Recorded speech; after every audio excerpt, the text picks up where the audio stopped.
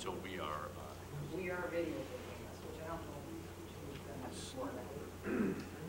We've always had part of the regular. You know, I normally say at meetings like this, Sharon, that I always quote my dad when he was alive and farming. He always said, on the farm, if only one cow comes to the feed bunk, you don't dump the whole load of feed. So you might want to think about that Yeah, too. got it. How many slides did you say? You are the Like machine 30. started with.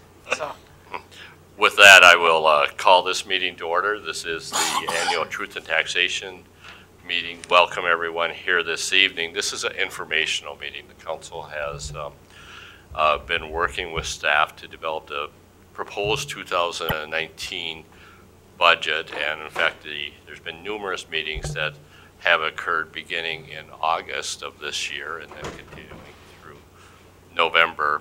And then tonight's the night really to discuss this, presented in draft form to the public, and then hear any input. And of course, part of that input also comes because the preliminary levy that was established at the end of September was that preliminary levy that was applied to individuals' property tax value, and then that's what was sent out a week or so ago in the Truth and Taxation notices that each property owner in the city of Marshall received on their property. So with that, Sharon Hansen, City Administrator, and Kyle, not Kyle, Dave Parsons, excuse me, our city assessor will be presenting. Kyle, maybe you have some slides too, but You want to do something, go ahead. we'll be presenting information about the development of the proposed 2019 City of Marshall budget. With that, Sharon.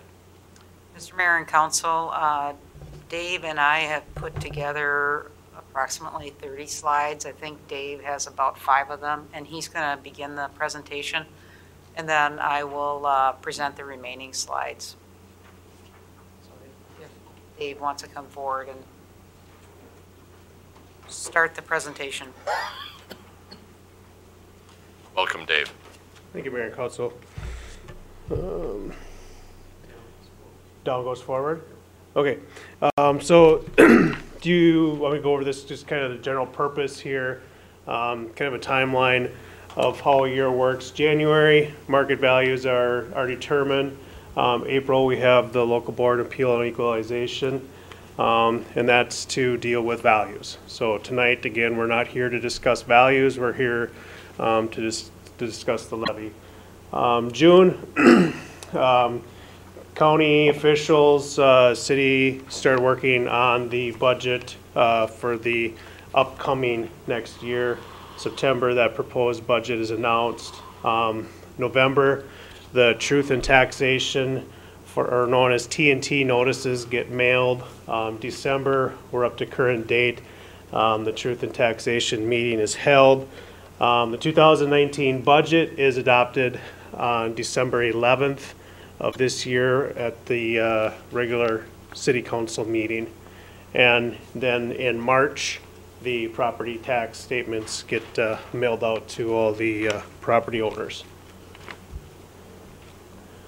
So this slide, tonight you guys are going to hear more so on Sharon's part, a lot of terms, tax capacity, tax rate, and of course tax.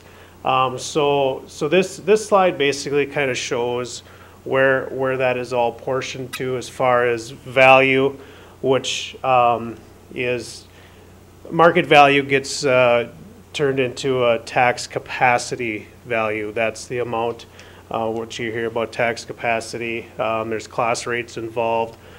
This is just this should look somewhat familiar. We go through this in the spring, just kind of a breakdown of where our value is at, if you will. And if some of you looked at this prior, I apologize, this slide did get revised, so you should all have a copy of that. So unless there's questions, I don't want to spend a lot of time on this slide, just kind of showing you how estimated market value compared from last year to this year, and how that taxable market value, the difference between the two is you take out any special programs, homestead exclusion is taken out of there, and then it's calculated into tax capacity. So, any questions on that? Is the MH Park, is that mobile home park? Mobile home park, yeah. That's the private, the what the own. It's not the units themselves. It's just the land. Yep. The state assessed property, Excuse me. the state assessed property. State assessed property is property that the county or city assessor does not value. It is your railroad, electric utilities, things of gas pipelines, things of that nature. So we ultimately have no authority over those properties that get state assessed. Okay, thank you. Yep. So this is kind of, and I chose to kind of go over this because I know at our local board of appeal meetings, there's some question as far as why do valuation notices look the way they do. So here we have a T&T notice that I took out the property ID and the taxpayer, but just a couple things I wanted to point out. This is a residential property. I gotta get on the right slide, excuse me. This is a residential property where if you look at last year's valuation to this year's valuation, up in the right-hand corner where it says estimated market value, you see it went up from 18 to 19. Primarily, it could have been due to improvement that was made or an overall market condition that warranted an increase in value. One of the questions that we get a lot is, how come my homestead exclusion went away? I still live there, I still occupy the home. Well, that is calculated on a tier basis. The first $76,000 of market value is a 40% reduction. That is 40%, it gets applied to the exclusion. Anything above $76,000 is decreased by 9%. So the higher the value, a little bit less exclusion you get. And at $414,000 of estimated market value, there's essentially zero homestead exclusion. So that's one question that we do get a lot. And then it calculates it down, it subtracts that exclusion, and you get your taxable market value. And then the boxes in below, believe it or not, there is a 19-page instructional document that shows how these pages are supposed to look. So we can't alter them. There's just a lot of information on here, but nothing that we really can alter. It just has the dates of the meetings and the taxes, and at the end it gives you your percent change. That's an overall total percent. That's not individual between school, county, city, or township. And then at the bottom, it reminds you that this is not about value, it's about levy. So this slide here, same thing. This is what a homeowner would see. This is another residential property. This had zero change in value from 18 to 19, so you can kind of see what that looked like for a change. And then finally, I threw in a commercial one so you can kind of see how that looks. Of course, state general tax comes into play with commercial properties, so that can fluctuate the overall percentage change a little bit compared to looking at a residential T&T. And just to the back side, it's just got some general information as far as how the levies work and what we're discussing here. So that's kind of in a nutshell what the T&T's information that they would see in them truth and taxation notices. So. And then at the end, this slide we've kind of seen before. I think this is kind of a good overall snapshot. This is specific to the city of Marshall only, who pays their taxes. Of our levy, 50% of that is paid by commercial industrial, 33% by residential homestead properties that'd be owner occupied. Residential non-homestead 5%, apartments 6%, and there's some other miscellaneous smaller ones in there. So, okay.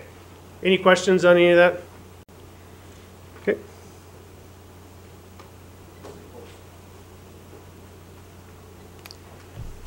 Okay, I decided to present from the front just so I can have better eye contact and not hide behind the screen. And there's a number of slides that we're going to present on. So this first slide, we do generally give you some information on how we compare with the Lyon County tax capacity and then the school district, although when you're comparing these different entities, such as the county and the school district, it really isn't maybe a fair comparison because the capacity is so great in terms of the county and the funding revenue capacity boundaries are different for the school district, but it does present that, and it also does present, I think, pretty fairly that the city makes up about a third of Lyon County's tax capacity, so we have a large chunk of their total tax capacity. Wrong way. We did. Go ahead. Might be, but Go ahead. you, Bob, is from you, Sharon. Looking at the green line for the county, which is a peak in 2015 in terms of leveling off, does that have to do with the variations of the ag land valuation? Correct. The upward swing that you start seeing in 2013 and then the moderation that you start seeing in 2018 on forward is directly related to the ag valuations, which we have seen in not only Lyon County but surrounding counties, a moderation in the last year or so. We did want to present a little historical information on the tax rate. I do have another slide in the presentation that breaks it down for you, but essentially on a per year basis, it's less than a factor of 1 in terms of how our tax rate has increased from one year to the next. We did include some comparative data as well with population sectors that are comparable to Marshall. This has been a request from council members to see how we relate to comparable cities. The one thing that you'll note is that we do not have data for 17 and 18 for greater Minnesota cities, and that is a result of the Department of Revenue is converting their property tax data collection to a software called Prism, and they haven't been able to export the data out onto their website. So both Dave and I actually eagerly await the data because it's really good data to look at. How do we compare in terms of tax rate and levy? I can tell you that from 2016 back in history, our levies were lower and our tax rate were lower than in comparison to the greater Minnesota cities. This next table is a table that I think most of you have seen in one shape, form, or another. We did do an article on this and this midsummer, which we did get a lot of good feedback on, and this does do a really good job comparing Marshall to somewhat similar comparable cities and how we fare. And out of the 16 communities that we present here, our ranking is 12, so we're not the highest tax rate in comparison to our comparables. One thing that we did not include in this chart is the original chart had communities in Lyon County. Again, not really a fair comparison because the tax capacity of those smaller communities is just not as great as Marshall, and their tax rate would be substantially higher based on their tax capacity. They're just not able to spread their levy over as much valuation as we are here in the city of Marshall. Now just some discussion on our general fund budget. Again, here just a graph showing our historical levy up until 2018. I do have another chart that breaks this down as well, which is this one here, which if we look back to 2008, our average levy increase since 2008 has been 3.97%. Obviously, we've had some lower years and some years there where it's ticked up a little higher, but generally we've had a pretty modest levy increase based on percentage and average. The tax capacity increase, this too just gives you a look back at what have our tax capacity increases done, and you'll see this 4.33 in another slide as well. And one of the reasons we can look at a levy increase being absorbed by the increase in tax capacity is this year we did have greater tax capacity increase. One major result was that we did have a TIF parcel that came back as part of our capacity that added a higher amount for 2019. But overall, our percentage increase when looking back to 2008 has been favorable with 3.22 percentage increase. Just a breakdown of where the tax levy goes. 0.64 to the general fund, capital equipment with a portion of it, the library, debt service, and EDA, and actually in the resolution that gets adopted by the council next week and produced by Carla will actually give you the line by line of each of those values and list it out, and I think it was included in your council packet tonight as well. The greatest impact for the 2019 tax levy has been really in our investments in infrastructure. Our street reconstruction projects has made up almost nearly all of the levy increase for 2019. Just where does the general fund property tax allocation goes? We can again allude a little bit to public works and our spending on infrastructure, but also public safety is a big part of our general fund budget. Community services, which we put recreation, but the city of Marshall is really unlike most other cities where we do community education. It's not common for cities to incorporate in that relationship like we have in the city of Marshall. So sometimes when we're comparing different facts and figures, we do have to look at the cities on somewhat of an individual basis. And general government makes up 8% and then another 8% in other. Our general fund revenues, 38% from the property tax, non-property tax, which is at 41%, and our local government aid at 21%. I do have another slide on local government aid, which for cities is definitely the #1 way for us to reduce property taxes is seeing an increase in our local government aid. One other thing I'll point out, I didn't have an opportunity to kind of compare how does our property tax percentage revenue and non-property tax revenue compare with other cities. That's something that we'll want to look at too. Is this comparable? I do know that for cities, the non-property tax revenue, such as assessments and permits and so forth, it is typically a source of revenue for cities and not uncommon.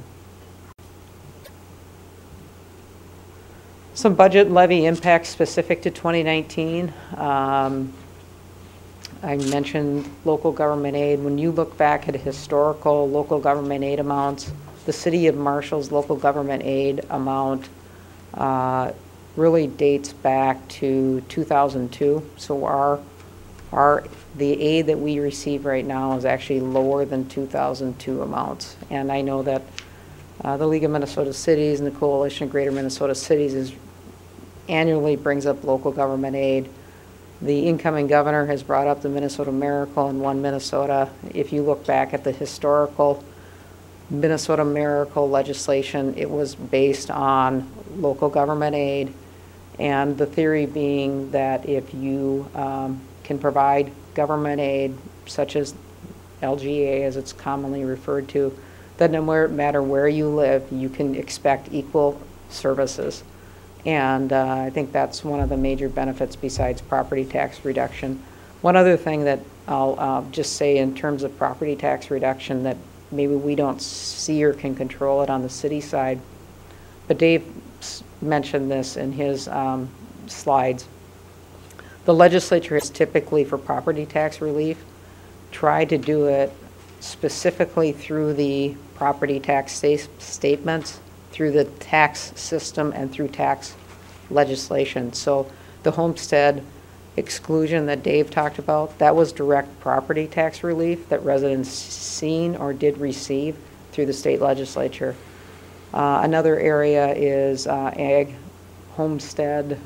Ag credit was also another direct property tax that the legislature did approve. There was also some changing in how school referendums are funded, especially as it relates to ag land. Another example of the legislature doing property tax relief. And I think there was one other specific area where they looked at targeting property tax relief through the specific parcel by parcel tax statement payment method. One of the things on on tax levy impacts I'll just cover is personnel. Always has a huge impact because we are in the people business in terms of how we deliver our services through people.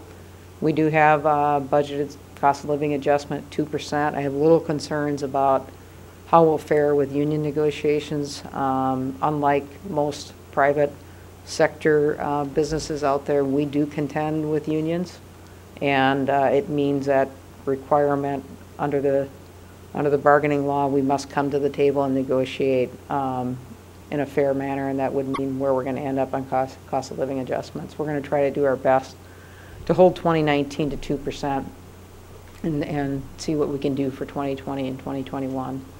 Insurance is another area that has an impact in our levy as well. I should have had this. I don't have this at the top of my head tonight, but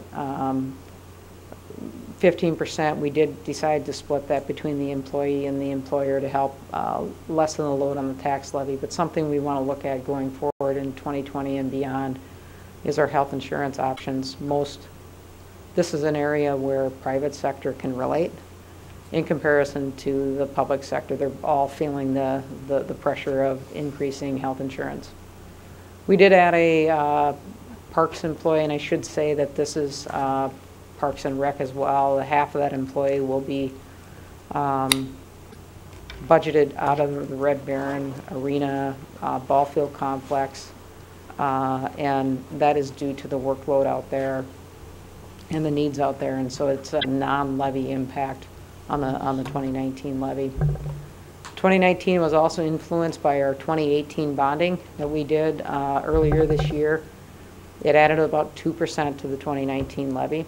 So when we look at bonding, which we'll talk a little bit about CIP tonight, the official bonding happens in about March, April. That is really looking at having an impact for 2020 going forward. We did increase the CIP funding, capital equipment levy or capital improvement levy for 2019. We went from $350,000 to $400,000, just to be honest with what's happening out there on equipment costs and our needs within the city. One other thing we were able to do, and some of this will come through a future personnel discussion at council, which I think we'll bring next week, is we are planning on proposing and making some organizational structure changes. We are for sure on 2019 not going to fill one position, which has about, just that position alone has an $80,000 savings. However, we're going to do another structural change that doesn't quite put it at $80,000. It'll put it at about $60,000. And then we did restructure existing staff and also place some of their total levy dependent salary into some of the non-levy areas such as Red Baron and the Merit, because that particular personnel wasn't just working only for the general fund. So overall, we were able to say, and we can say this to the council, is that 87,000 of the 2019 levy will be put towards future debt of the city. You could argue that would be for City Hall, which one of the proposals on City Hall was to use existing resources or revenue, and an earlier proposal by me was to use some of the staff savings as a partial payment for City Hall. And there's some other debt that's dropping off as well. And then at the last council meeting, we did look at closing out some of the other construction accounts, an amount of about $750,000. Just some other small areas. We did increase library funding slightly. I talked a little bit about shifting personnel. That was mostly with communications and media. We did reduce the liquor store fund transfer. I believe in 2019 it's $225,000, and in 2018 it was 250 or 300,000. So we did reduce that just to be conservative in nature. That did then have an impact on the 2019 levy because it reduced our revenue source. Some other things that you're going to see in 2019, and these are really reserve spending, but we do have it as on the expenditure side, is we do want to update the software for the building permit department, sorely in need of an upgrade, and we think it would make us much more efficient than we currently are. There is a need to update the comp plan, which is I think it was last done in 1996, so we're on year 22. And then at an upcoming meeting, which I think we're going to propose on December 18th, we're looking at updating our website, which is another area that's sorely in need of an update in terms of our communication platforms and ease of use by our residents.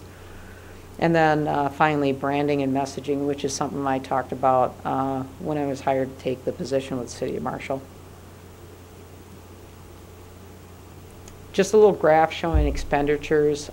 This would be general fund expenditures. Again, not the special levy, debt service, or the infrastructure, but for the most part, and I didn't go back historically far enough, I will do that in the future. If we look at just general fund levy, personnel, some more of the things we can kind of control outside of street spending, we really maintain a pretty flat expenditure level for the last several years.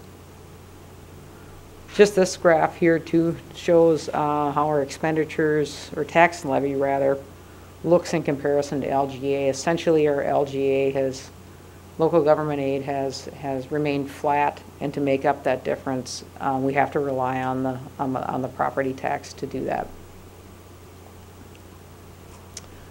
We showed this earlier as well, but this is a really good chart showing our tax capacity, and it also shows the TIF as well that is coming off. Or Disney, that's an existing one that does need to come off, and then our final preliminary pay 2019 tax capacity. And this would show you if we wanted to increase the 2019 levy to $6,673,221, it would result in no property tax increase if there was no valuation change. So we did look at this. And it would be about a 4.67% increase over pay 2018. We also provided another really good chart for residents or businesses interested in kind of seeing how the proposed 2019 levy would impact their taxes in terms of their value. And we did do a comparison there. I don't need to recite it, but this is probably a really good slide here to share with residents or constituents if they have questions. Here, though, we did put into the 2019 proposed levy where we're currently at, which is at 6.43%, and then the lower level or lower hand corner left side, we did want to incorporate in here the capacity growth rate of 4.67, and really when you look at our growth rate, which is a result of natural or economic development growth, but also that TIF parcel coming back online. We're looking at 4.67.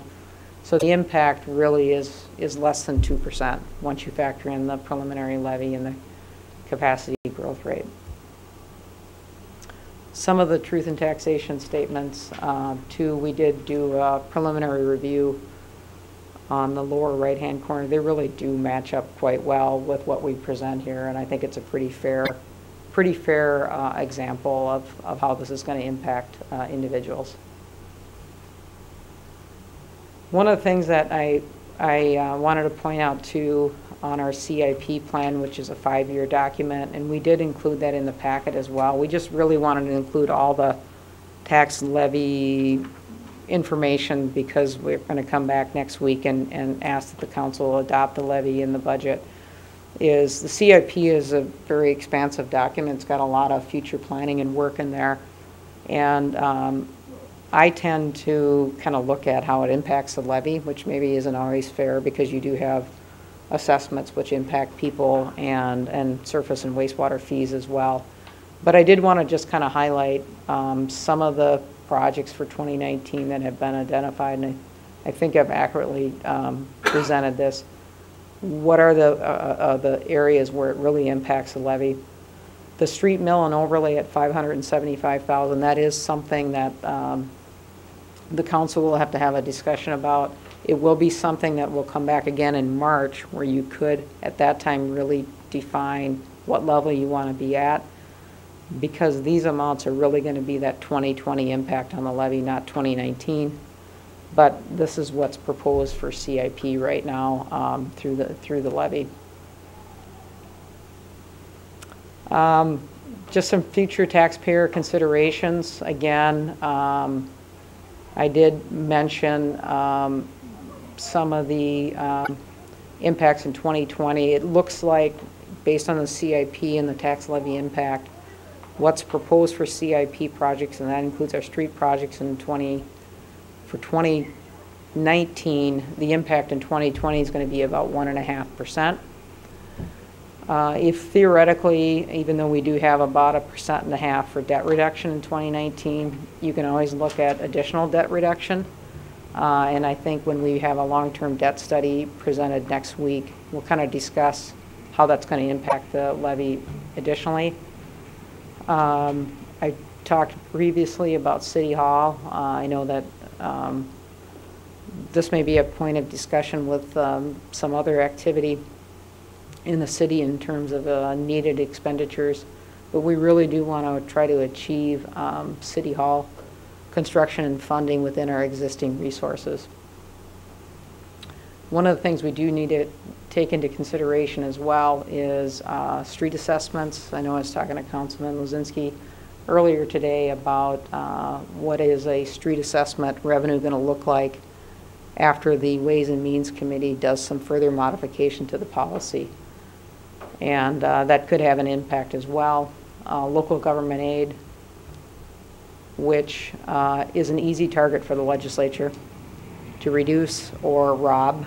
And I don't mean to be mean, it's just happened before. In 2003, they did it on an allotment, and they also did it on an allotment, I believe, in 2008, where they said you were going to get X, Y, Z, and they took some of the money back. So we have to be careful about that, and that's why when you look at setting a levy for the following years, just kind of take that into consideration. I did not also include levy limits, but those two have the potential to come around once in a while, and it can be crippling to a city or county when those come out. It's something to consider when we're setting our levy. And that's why we're recommending, along with all these other items that we discussed, a levy of 6.43%. One of the things that we do have to announce is when we plan on adopting the levy in the budget for 2019, and we plan on doing that on Tuesday, December 11th at 5:30, or as part of our regular meeting, which occurs next week. And that is our presentation on truth in taxation. And I don't know if there was any questions, and I can certainly sit back in my chair and we can talk about CRP or any other questions. that you Okay, might have. thank you, Sharon. You know, the purpose of the Truth and Taxation meeting is really to explain all of what goes into the proposed budget. I think, Sharon, you've done a nice job of that. There's been a lot of numbers. I'll reinforce a couple of the numbers that you had, that the net increase, taking into account the growth in tax capacity, is 1.76%. As you had the examples of individual properties, truth and taxation notices in the presentation, I think, Dave, that was on your part. We had some that were higher, we had some that were lower, and of course that 1.76 is the average, and that, you know, there was one you had up there that had 0.4% proposed increase where there was no change in that property's value, and there was one that was higher where their property valuation did change. And of course that property valuation determination, some of that is known because people make improvements on their property, some of that is because there's been a change in the valuation. The time when that was discussed was at the hearing and the public meeting that was held in the spring, and then that was used to establish then the taxes that were established and proposed this evening. So with that, you know, as I said, this is a time for input from the audience members that are here. I fully realize that there's, you know, people that are watching online. There's two non-staff members that are here, one council member elect and one member of the public. I turn it to you. Do you have any, either one of you guys have anything you want to say at this point? Any questions about the presentation for from the council to City Administrator Hansen? I talked to you about this earlier, Sharon, but to clarify, in this budget, there's $87,000 to reduce, you know, future debt or to debt reduction, which is something the public has expressly done. And as I was visiting with Sharon, I think that's good even to have that, you know, and I'm not big on raising tax levies, but I like debt even less. And I don't know how we get that out to the public that we're planning, that we're working on reducing debt. And I think part of this levy is, sure, we can make a lower levy, but we're not taking care of the debt reduction, which I believe we heard at least at our public forum that was concerned is debt. And I just want to make sure that that's noted, that that's built in. And I believe in this budget too, Sharon, aren't we paying for more stuff than bonding? And I'm thinking of smaller capital, like a police car. Are we not trying to pay for those instead of bond for those in this current budget? Correct. What we started to do in 2018 is for the equipment portion of the CIP or the capital improvement plan is we've used the levy portion of for the financing portion. So yeah, we've used the existing levy to purchase equipment. Now that did shift some of the bonding towards mill and overlays, which is a discussion point I think the council needs to have at some point. And so I think the next thing to tackle is to look at how we can get that mill and overlay into our existing levy. So we're not looking at bonding for that. But one of the reasons we wanted to do that is the lifespan of some of this equipment didn't exceed the bond structure, and so it just made sense to use the existing levy. And what I understand is that increases our levy a little bit too, because like you said, we're paying for the stuff instead of bonding for it. Obviously, the media isn't here to write that down, but so that's, you know, brought forward, and I think that's good. It's short-term pain for long-term gain. Any other input? Staff have any input that hasn't been said?